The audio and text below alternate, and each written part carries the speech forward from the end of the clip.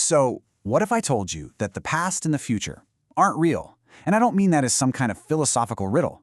I mean as a fundamental truth of our existence.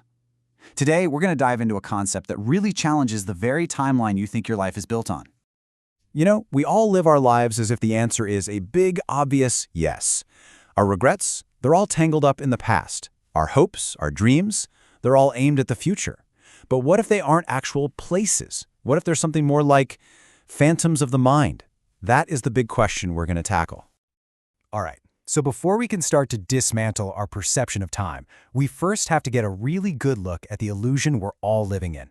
Let's break down the standard way we're all taught to see our lives. So, on one side, you've got the past. It's like this giant library of experiences that we believe defines who we are today. And on the other side, there's the future, this target we're always aiming for, guiding every single decision we make. This is basically the operating system for most of humanity, and it feels completely logical, right? Well, what if that entire operating system has a bug? Let's get into a pretty radical idea that says this whole framework, past, present, future, is just a huge misunderstanding of the only thing that's actually real.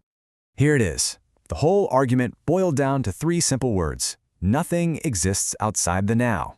Not your memories of yesterday, not your big plans for tomorrow. The only reality that has ever existed or will ever exist is happening at this very moment as you're hearing my voice. Let's make this personal for a second. Just think about it. Have you ever truly experienced anything outside of this present moment? Every memory you've ever replayed, every plan you've ever made, when did you actually experience it? The answer, when you really let that sink in, is shockingly simple. Okay, so if the past and the future don't have a reality of their own, then what in the world are they? Are they just completely made up? Let's deconstruct these ideas and see what they're actually made of.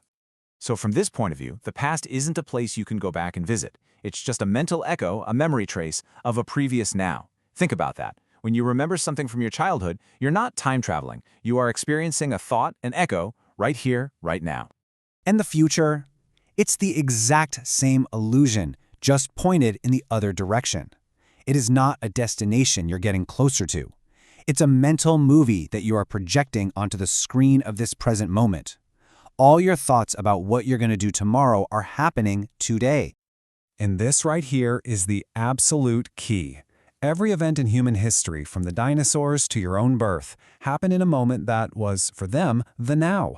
And every amazing thing that's yet to come will also only happen in the now. The past and future are just labels our minds create for things we experience in the only moment that ever truly is, this one.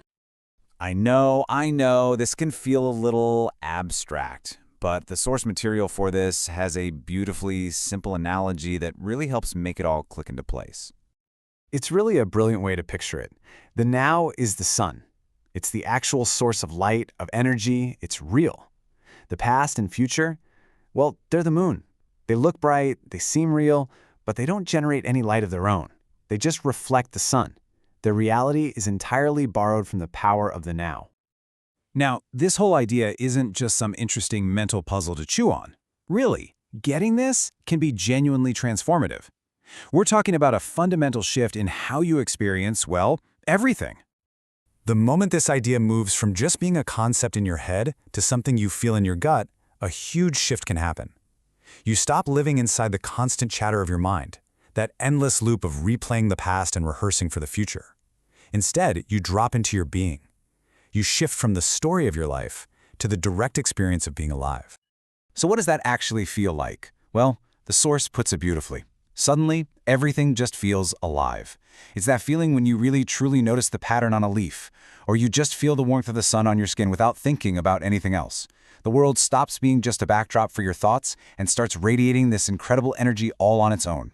So we'll leave you with this to think about. If all your past anxieties and future worries are just shadows, and the only thing that's truly real is this moment right here, what would change for you? How much of your suffering would just dissolve? If you stopped giving reality to things that don't actually have any,